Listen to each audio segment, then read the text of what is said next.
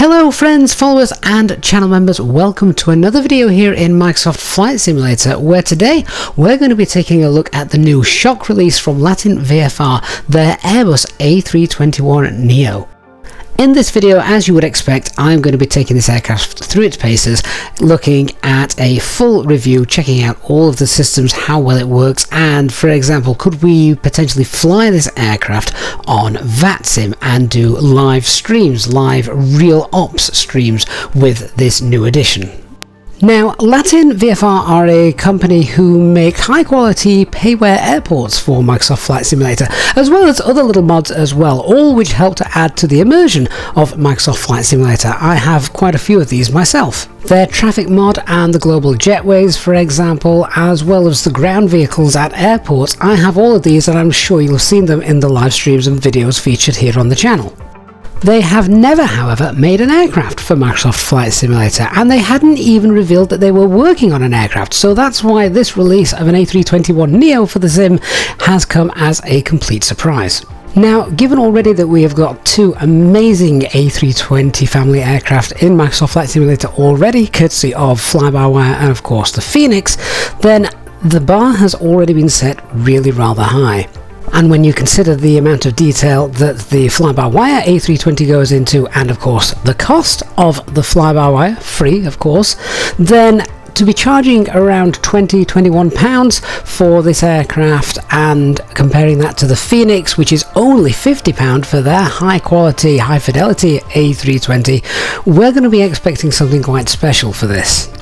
What I did find interesting straight away is that this add-on is not actually even available to purchase from the Latin VFR website directly. It is only available in the marketplace. Now this of course is great news if you play Microsoft Flight Simulator on the Xbox, because of course it's in the marketplace. This means that this add-on is available for you guys to enjoy, as well as those of us who play on the PC.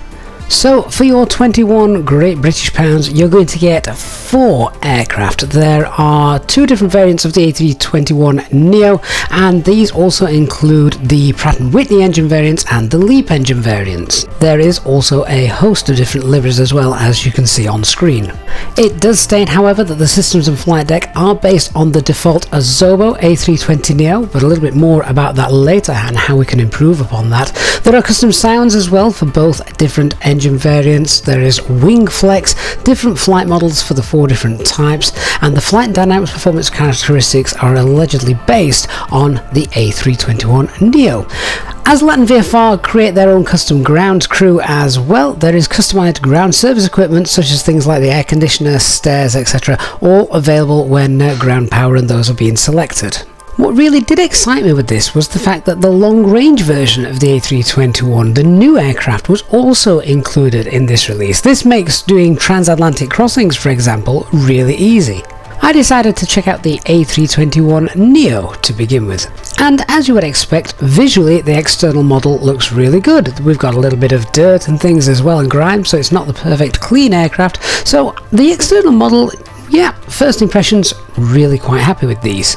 The quality of the visuals is pushed even further when you step inside the cabin, because for the first time, as far as I'm aware, please correct me if I'm wrong, we've actually got some passengers on board your aircraft, and of course cabin crew. Now of course we've seen passengers before at airports and in airport scenery, for example, but I've never seen them before in aircraft. And some of the models even actually look quite good and detailed. Except this person here. I think we're clearly on a flight for the Fear of Flying group, looking at this lady. Many will claim that this is a waste of your computer's resources, but I know a lot of people get quite a kick out of having a cabin. Sadly though, that's where the fun stops. You can't really get close enough to the windows to get a decent wing view for custom camera views, and when you do, there are gaps all around the windows, so it's not really well modelled. So let's move on to the important bit, the actual cockpit. As you would expect, we have the default A320 cockpit from Azobo, and that hosts the A320 Neo here from Latin VFR.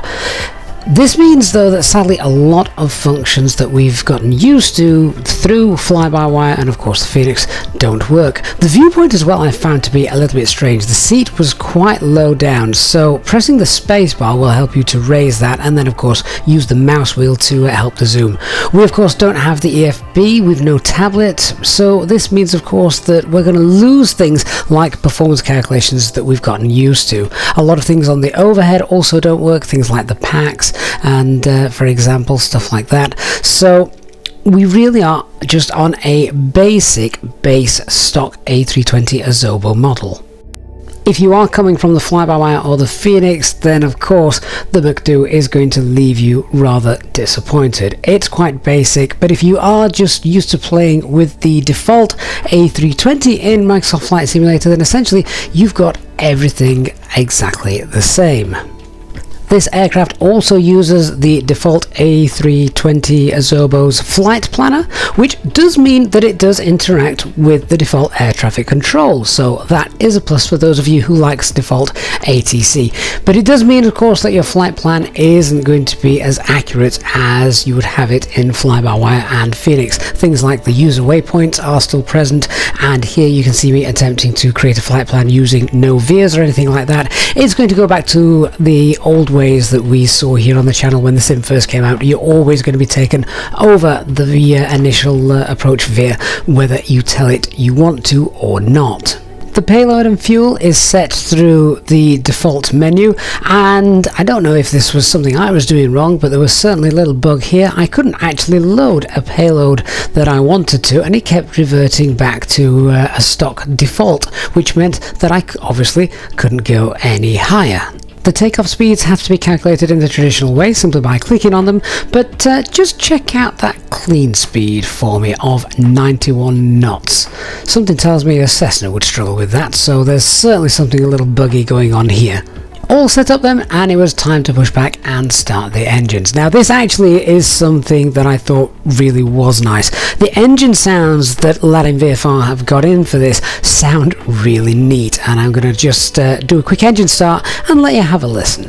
It's also worth pointing out at this point that if you do use the Thrustmaster TCA Captain's Pack, including thrust levers, spoilers, flaps, etc., all of that all works out of the box with this aircraft. It was all set up and I didn't have to do anything. Now let's check out those engines.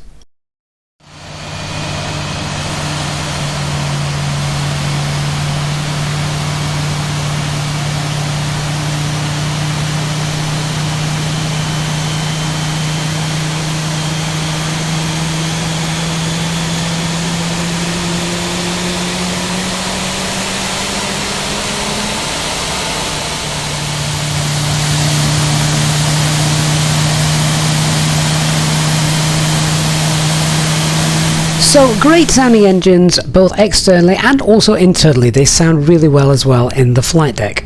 The aircraft also handles really nicely on the ground, so it's quite nice to taxi. It's also worth pointing out as well that both the weather radar and the terrain radar both work in this aircraft.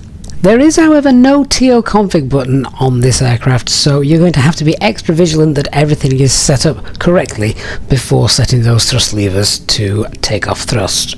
My plan then was to take her for a quick circuit out of Manchester's runways 23 right and see how she handles.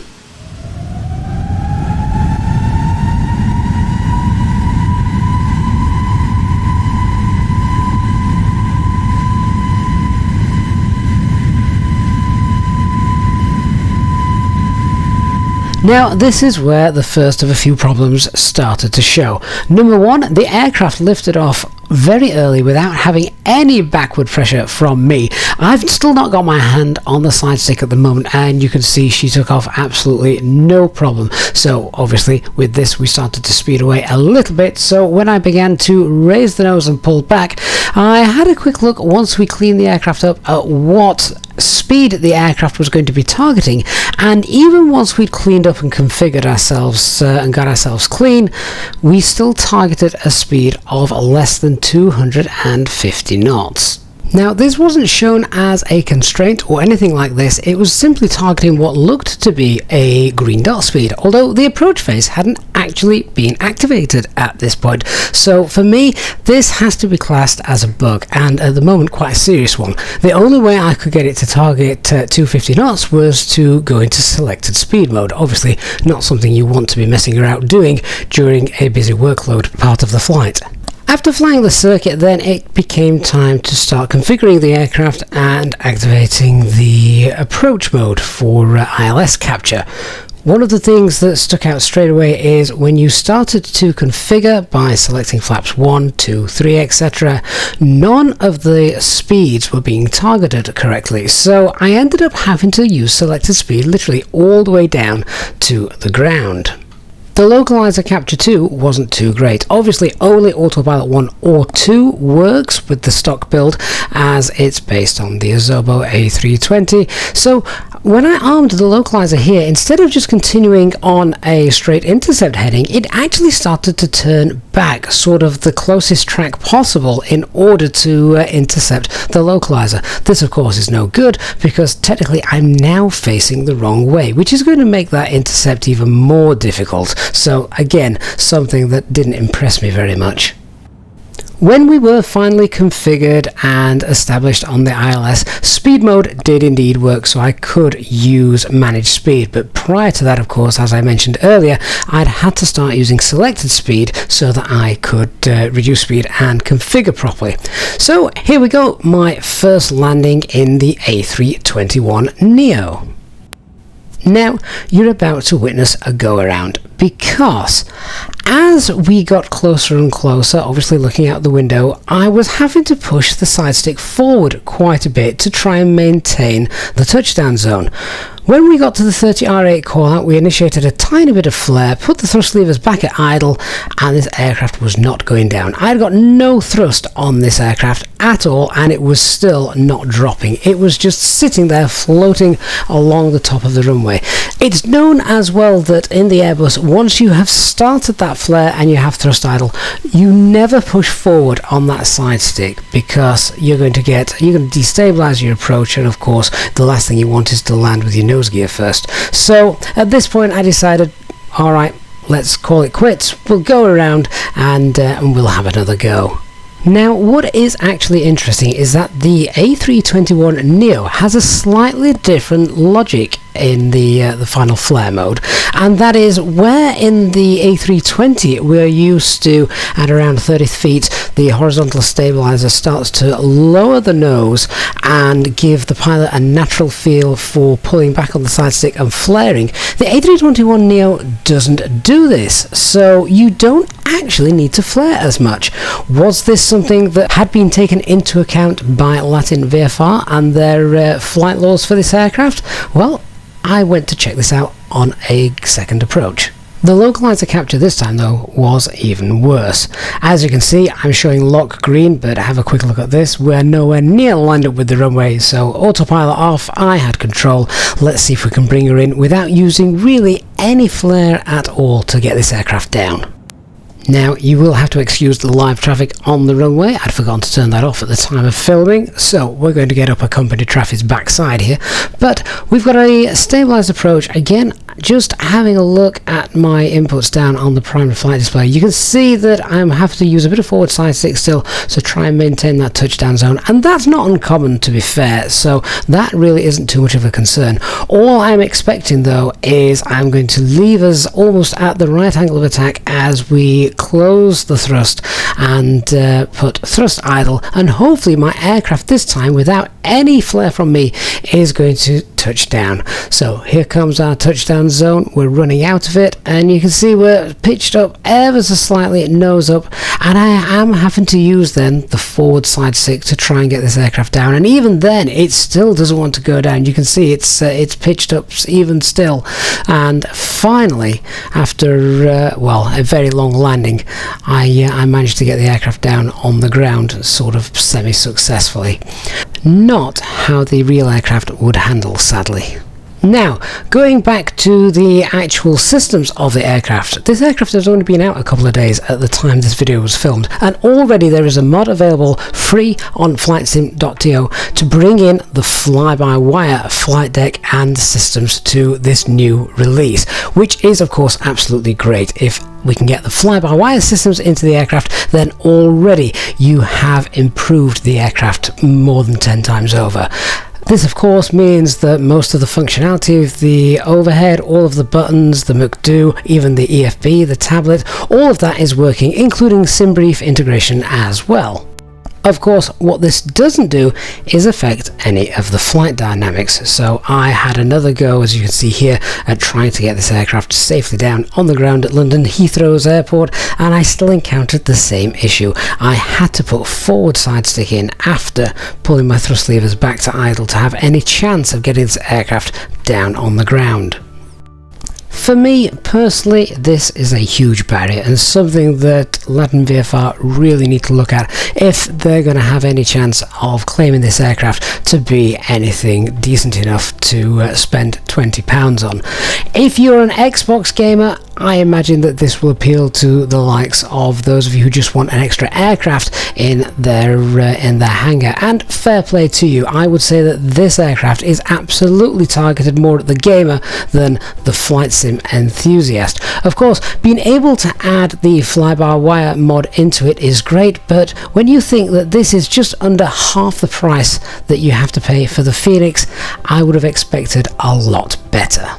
You may be able to tell that I actually am very disappointed with this release. I was so excited when I saw an A321 Neo payware had been released for Microsoft Flight Simulator. The A321, whilst yes still part of the Airbus family, I think has the potential to be a huge seller if done correctly for Microsoft Flight Simulator. And when you think that this also includes the extra long range version as well, then the potential to do things like cross the pond events on VATSIM and all of those long routes that the real airlines are now looking to do with the release of the long range version of the A321 Neo, it just adds an extra level of depth of things that we can do in the simulator. So love the idea of this aircraft, but sadly this version of it, it's not for me.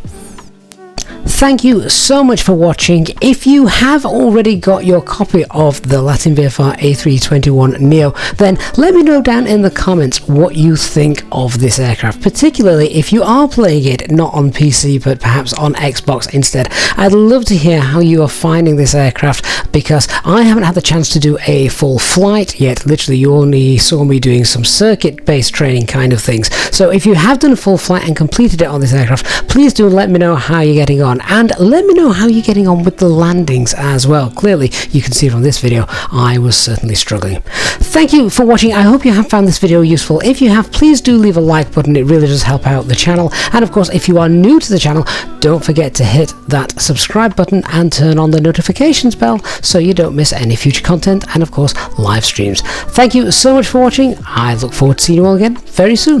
Bye bye for now.